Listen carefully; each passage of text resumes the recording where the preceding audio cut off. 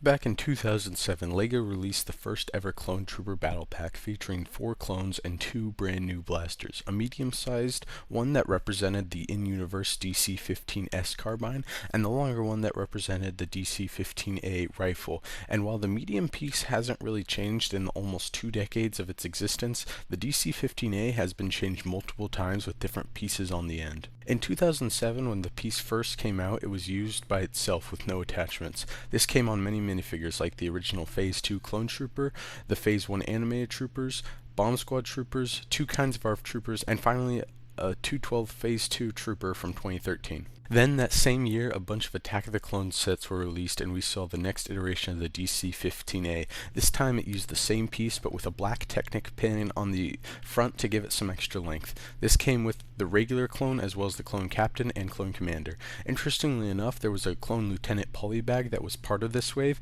but he came with just the blaster piece and not the Technic pin, even though it was based off the same thing and released at the same time. We then wouldn't see our next DC-15A until the 2017 Republic Fire Tank, where the featured Clone Gunner got the same blaster piece, but this time with a smaller Technic piece.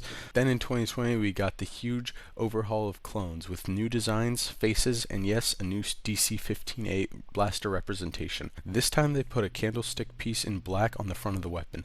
This has been the standard version of the weapon ever since. It came on the 501st Trooper, the 212th Trooper, the 187th Commander, the 501st Specialist, the Phase 2 Grunt, the Clone Cadet, and most recently the 227th Trooper and Commander Bly.